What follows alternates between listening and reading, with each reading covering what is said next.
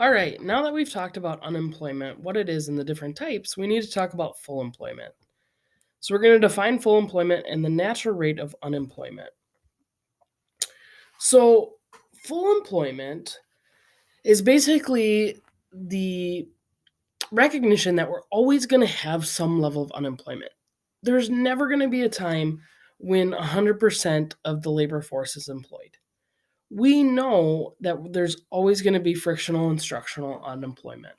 So, full employment economically is something less than 100% of employment of the labor force.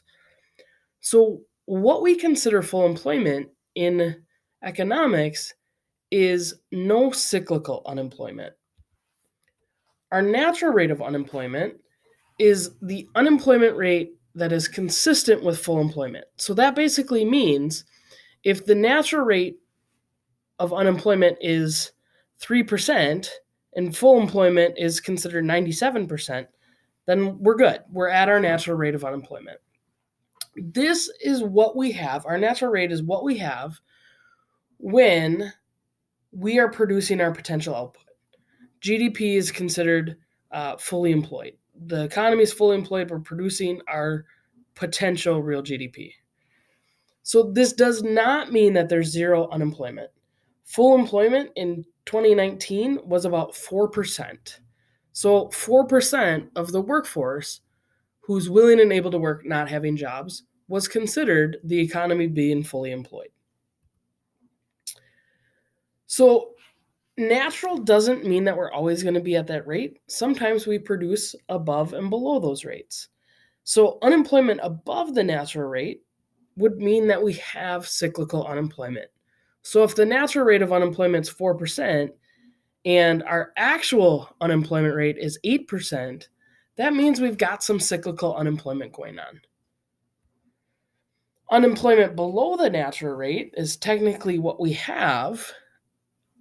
The natural rate of unemployment being around 4% and our actual unemployment rate being about 3.5% means that we're operating below our natural rate. And this can happen for a while, but it's not sustainable in the long run.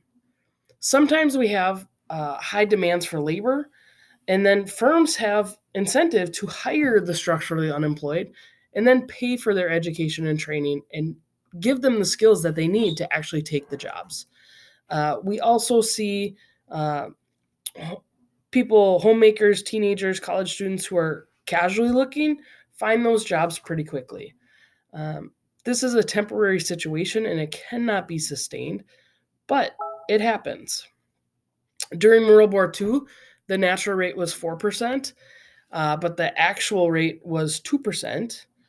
Um, and that was basically the wartime production. As we produced more and more war goods, we needed more and more people to work. We created overtime and extra shifts. And we basically put a lot of pressure on our resources, both labor and capital. The natural rate of unemployment does not stay in the same place over time. It's changed. Um, from the 1960s to the 1980s, the natural rate was 4%. So full employment meant that 96% of the labor force was employed. In the 1980s, it went up to about 6%. And the reason that it increased is during the 70s and 80s, a lot of the children of baby boomers were in their teens and 20s. They were young workers, and they typically have higher unemployment rates. Um, we also saw the creation of unemployment compensation programs, which allowed people to be unemployed for longer so that they could find the right job. So it made our natural rate higher than it was. 1980s to 2012, it's gone back down. It's been between 4 and 5%. Um, and it decreased because uh, the baby boomers were part of the older generation. Middle aged workers, they tend to have lower unemployment rates. We also saw the growth of temporary help agencies that really worked with people to help them find jobs. So we saw people getting jobs more quickly. And one of the the things was we doubled the prison population since 1985, and taking all of those people out of the labor force has lowered the overall unemployment rate. So in the 1980s, a 5% natural rate of unemployment would mean that we had excessive spending and a rise in inflation. But today, that's more of a balanced market, low rate of inflation. Here we can see the natural rate of unemployment as this pretty smooth line, and you can see it change over time. And then our actual rate of unemployment is the more jagged line to see with how that lines up. Here, we were above our natural rate, here below, and currently, right now, we're below, but pretty quickly, we're going to be above. Unemployment rates vary across nations. For example, in 2007, unemployment in the US was 4.6%. Well, it was 95% in Zimbabwe as they were having their economic crisis. And part of the reason is every country has a different natural rate of unemployment depending on what's going on in their economy. And we're also in different parts of the business cycle. Here you can see unemployment of different countries leading into the Great Recession. And you can see definitely hit the US hard with our jump there. There are a couple videos in the notes that you can link into for some more information. I want to quickly talk about the economic costs of unemployment, including the GDP gap in Okun's law and the social costs. So, why do we care about unemployment? The basic answer is anybody that's willing and able to work and doesn't have a job, can't find a job, can't get a job, it's wasted output.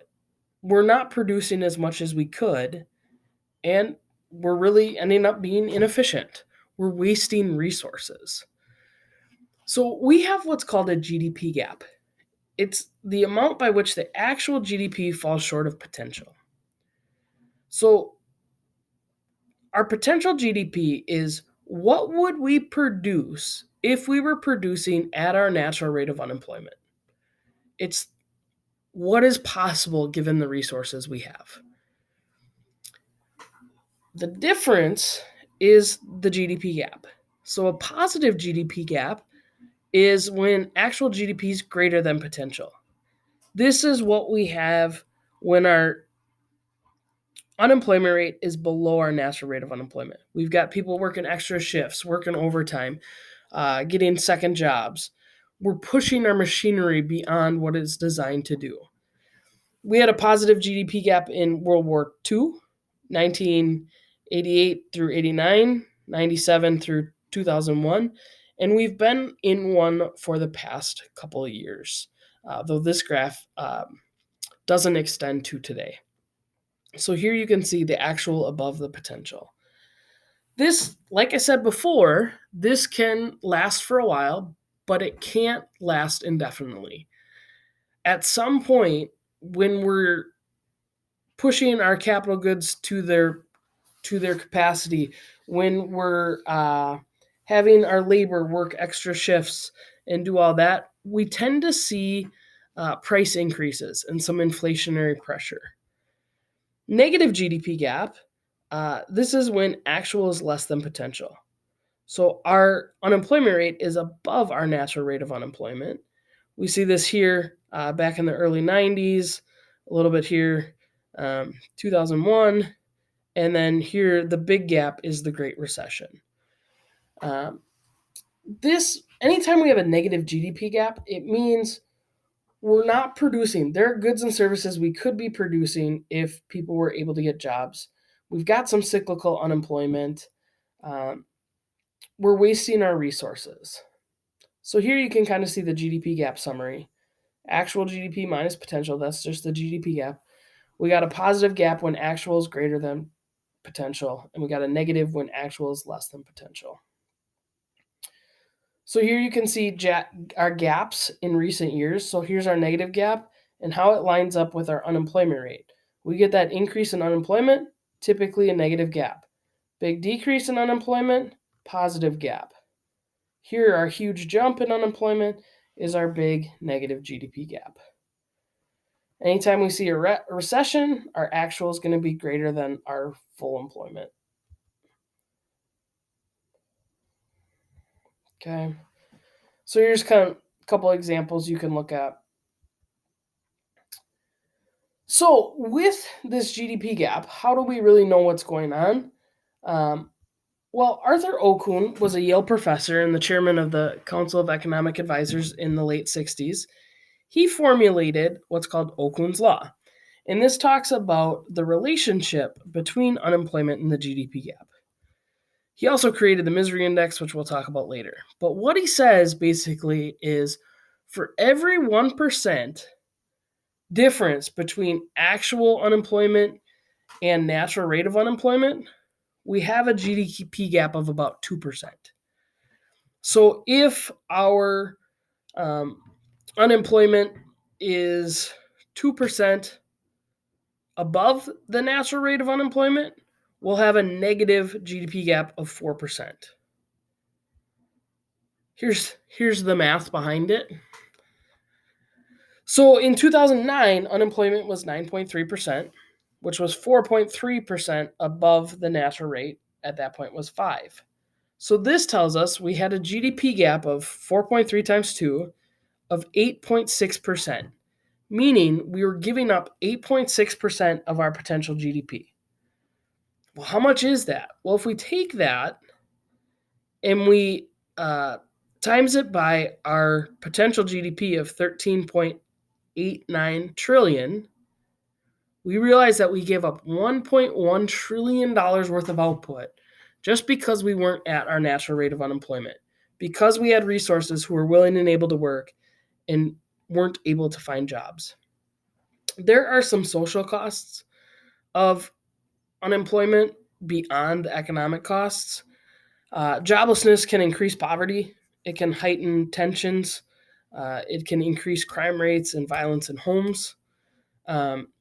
In Nazi Germany, unemployment was one of the reasons that Hitler came to power. He promised to deal with their unemployment problem.